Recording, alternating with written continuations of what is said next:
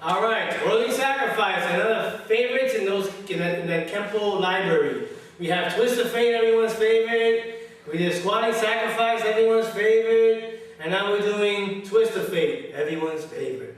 So again, as the guy grabs in the full Nelson, what I'm going to do is I'm going to go into his eyes and then suddenly push my hands down and grab. I'm going to step up with the right leg towards 3 o'clock as I do that. I'm going to trap his arms simultaneously. I'm going to step through with the left, and as I do that behind him, like catting on, like crashing wings, I'm going to grab and gather his legs up. I'm going to lift him up. From this point, I'm going to take a step with the right towards 9, take one more with the left towards 9, and then hopefully smash his head against the wall, let him fall, cross out 1, 2. Okay? I do not recommend you to do this on a guy who weighs 350, 280 or something, believe me. Again. Ooh. Grab, lift up. 1, 2, and alright. This is our favorite, we'll just do it right away. Street speed. Alright, step. Did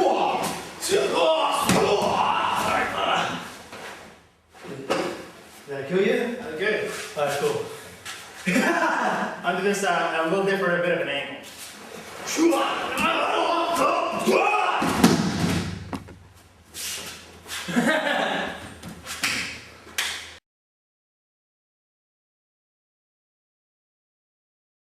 Hi guys, welcome back to the Maison edition of Casadekenpo. Today we're going to do a cross of death, which is against a front cross choke. Okay, which standing up, it's kind of an old school technique to view being attacked like this, standing up. But I do know somebody that has actually used it, so maybe it can happen. But most importantly, again, with every single technique, no matter how, it's not necessarily useless. It might not be high percentage.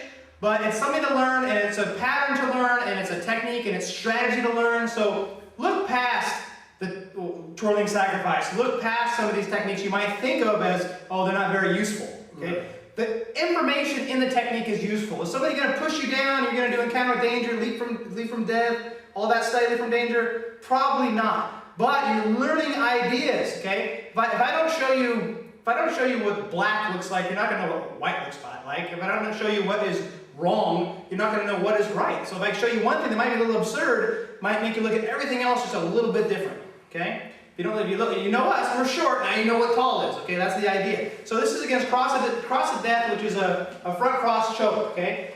As the guy chokes, we're going to say his left hand is on top. My left hand is going to pin his left hand and both of them down, much like long kimono, twin kimono, all that stuff. I'm going to step forward, I'm going to break the arm, and then ricochet that right into his jaw. Okay, so again, like conquering shield we learned, darting mace we've learned. 1, 2. From here I check down and I do a left uppercut, right through the sternum. Okay, now when I get his arms away, he's going to try to choke again, but I up the clock, I wait or check, I can insert the claw. Boom. I'm going to come around doing a hammer fist or a hook punch or a middle knuckle through his kidney. 1, then I back knuckle and check down 2. Crossing out. Show you a little bit of a different angle. Okay? He goes to cross choke. Tuck your chin. Don't get choked out. There's no fun going to sleep. Pin. Step forward. Break it. Hyperextend punch. Check down the arm. Boom. If you notice, little by little, he's going to be pulling me into choke. Okay? So little by little, I'm going to stretch him out. Stretch his arms. He has no leverage. Get his arms away. He reaches again. Up the clock with my left foot into a right front twist stance. Waiter check. Insert this if you like. Circle this around. Bam! Strike through his kidney. Check down that hand. Back knuckle his jaw. And I'm out. Do that. Street.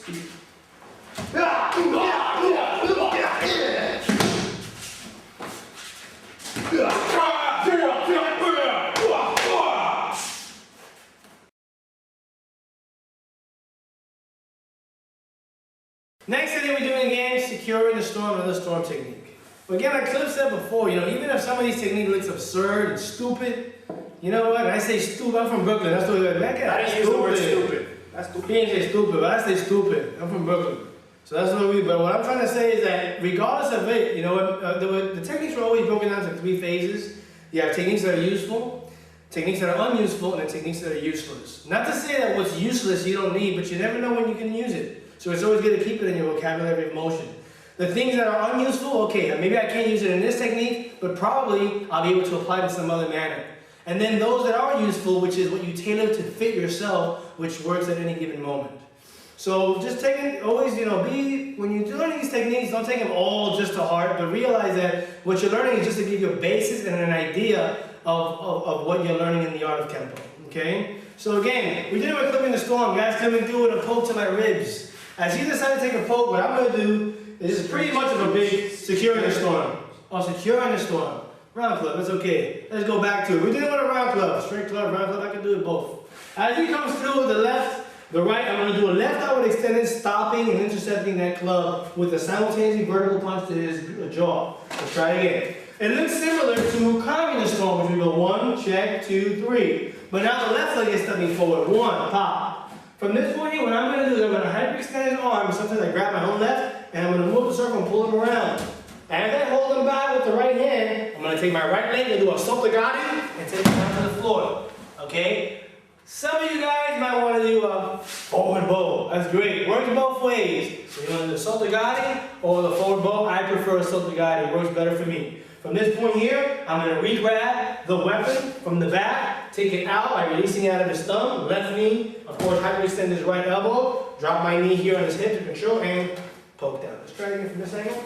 Securing the storm. 1. If you're doing it with a partner, open hand, it would be a little bit more favorable so that way they'll still work out with you. Moving up the circle. 2. Shoving the shoulder. Okay, as I control from here, shoving the shoulder. Carry around, buff it down. This time I use your forward bow or reverse bow or something. Got it? Re-grab if he still miraculously has the weapon. Release, grab, put the left knee against his elbow, check, bam! That's the way it goes. Alright, we'll do it a little bit faster in street speed.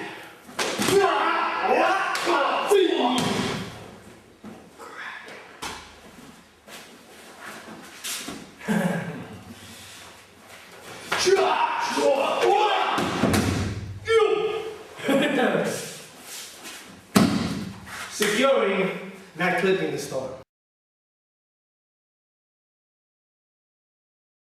Hey guys, welcome back. We're going to do intercepting the ram, okay? So we've escalated our tackle techniques. Again, these aren't against the traditional double leg. What you have to understand, okay, tackles are going to be more waist level. In a true double leg scenario, you're going to be up and underneath the guy. A little different kind of attack, okay? So we're going to go against a tackle. Charging ram, his hands were close. Broken ram, his hands are a little wider, you got that seatbelt. Intercepting the ram is he catches us off guard, okay? The other two techniques, you start in a fighting stance. Now we're saying we're just kind of standing around like, hey, what's going on? He goes to tackle me and I get caught. What that does, my body, I just go with the path of least resistance. I hammer fist his kidney and knee his chest, okay? To be perfectly honest with you guys, I probably wouldn't knee. Because that's the first thing he's going to do is clip and catch my knee and take me down, okay? But we're doing the ideal phase of the technique, which states, parry his head to the side, which is a great strategy. That you control his head, you control his body. Knee and hammer at the same time. It's like you get caught like this almost, and you hit him at the same time. You step back, again, check his head down, elbow right between the shoulder blades. It's a very, very effective technique, okay? From here, basically, if the guy tries to go back to your center, I rear cross behind myself, I check his head out of the way, I unwind with a downward punch right to his jaw, with my scoop kick, bang! It may seem like a minor move, but it's there for you, just as it's right there. Boom, why not hit it, okay? This is a major move, this might be a minor move. Maybe he picks his head up, you catch him underneath the chin, right in his grill. It's a good technique. He comes in, 1, bang, hammer fist, and check. If you can get the head out of the way, great, but usually with the tackle, he's going to pick a side. He's not going to put the head in the center. If he does, then you have to choke, okay? Puts the head to the side, 1, 2. Rear cross, check the head, punching down, 2, boom. One more angle. Hanging out, 1, 2. Rear cross, out of the way, boom, right down in his jaw with a scoop kick. Crossing out. I'm going to go ahead and do it. Street speed and everything. Yeah.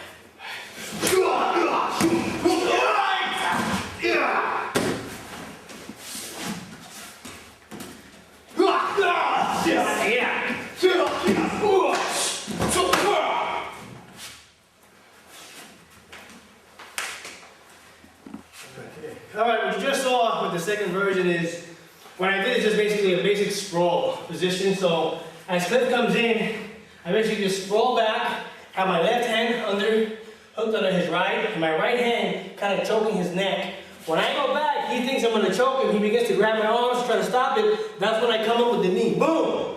My right leg goes back to its point of origin. As I hold with the right, notice my left hand holding, right hand comes on top to control elbow to the spine. Continue to put pressure on top. If he's trying to fight, come over, get the hooks in, crack, crack, come right out. 1, 2. Just another interpretation, a base idea. Hope you like it.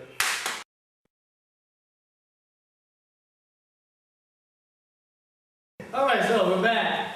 Today we're doing a meal of compulsion. So what if it's a backbreaker? What if for some reason you're trying to pull backbreaker, he pulls away from you, and you still have to continue on the techniques? One thing we learned in Kenpo is that when we meet resistance, we always allow that resistance to propel us to our next move. So, again, as the guy comes through with the right step straight for the front three, I'm going to step off towards 130 and parry in with the left, and parry out the right as my left leg takes a step to 130. Both of my hands are going to grab the top of his trapezius muscle. As I step back to 12 and I try the knee, he pulls away. When that happens, I take my right leg and do a buckle knife edge kick to the left leg, and as I do that, I'm going to plant down into my right neutral bow, and I'm actually going to do a right inward diagonal elbow to the right mastoid. Bam! And try this angle, please. So again, 1, parry out, step into 130. 2, take a step to the left, grab, pull, he gets away from you, buckle, and boom! And cross up. Also, keep in mind that when I do land, I like to use my knee there as a pinpoint effect, as an angle disturbance, to get them both balanced. Alright, we'll do it in 2 speed, right? Okay.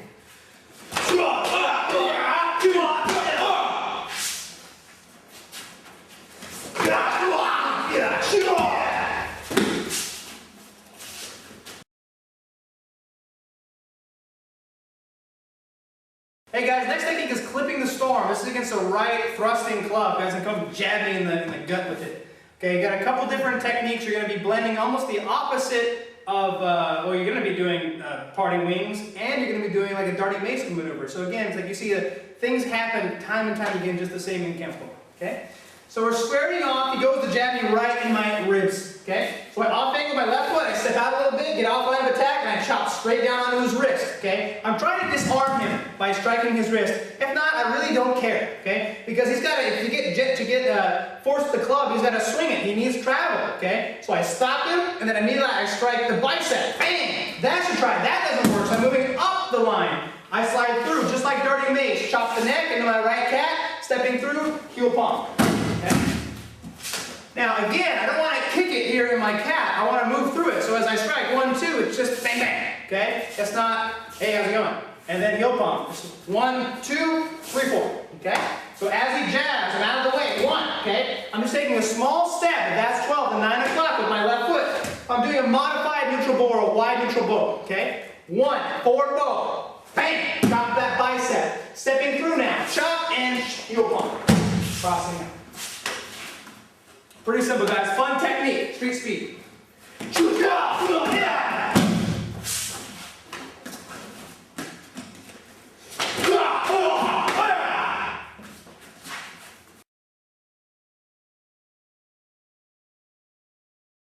Glancing wing, man, it's pretty much second to last technique on the ring. Alright, now what we're working on here with glancing wing is that we're intercepting this time the uppercut. Like raining claw, we actually drop back, forearm block downward, bring his head forward, heel palm close to the bridge of the nose, back with the temple. Now we're actually going to intercept into it simultaneously with the strike. As soon as the left uppercut, I'm going to plant forward and bring my head kind of ducking a little bit, just in case if he comes forward, his face hits my chrome or his fist hits the dome at the same time, hopefully breaking his knuckles, but I won't get hit that much. So at the same time, I'm going to come in with a simultaneous vertical punch to his jaw. Watch it again. So 1, bam, tucking my head, vertical punch, bam, right to his face. My right hand from this point is going to heel palm close, my left hand clears his left elbow. I'm going to continue forward through and do a hammer fist to his left kidney, although I prefer to do an uppercut to the left kidney. But here goes the hammer fist. From this point here, as he decides to come with the other hand, we're going to move up the circle, hopefully slice the eye, catch the top of his left hand, do a left outward hand sword to his neck,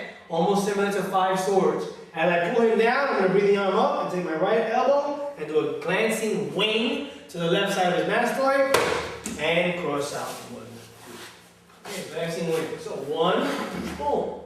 Rip, check. Hold them down, control. Sometimes if you want, it's good to grab the gi or grab the guard and control them. Bam! Hammer. Slice, check. Strike the opposite side of the neck, the left side, pull him down, control, bam! Elbow, cross. We'll do from this side, and 3 speed.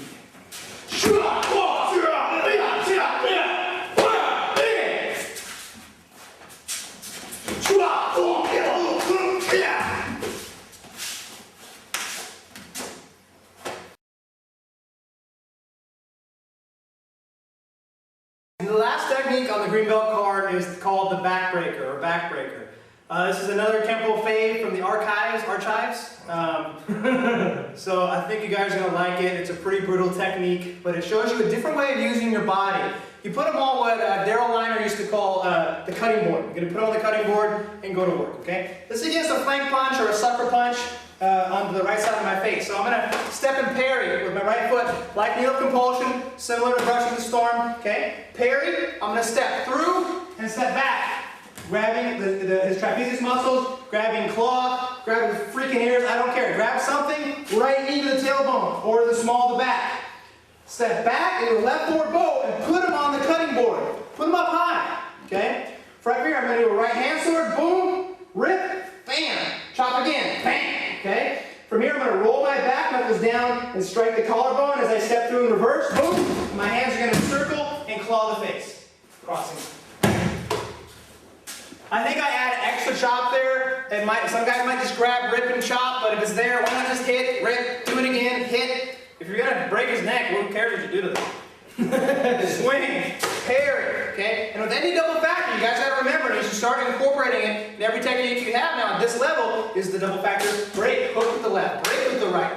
Insert something, step, knee, bang, put them on the cutting board. Okay, grab, rip, chop, bang. Step through first. Double claw coming through. So it's grab, rip, chop, roll the double back knuckle as you step through the reverse. I don't just want to step back and let him drop. I want to make him go to the ground. Okay? Let's do it in 3 speed.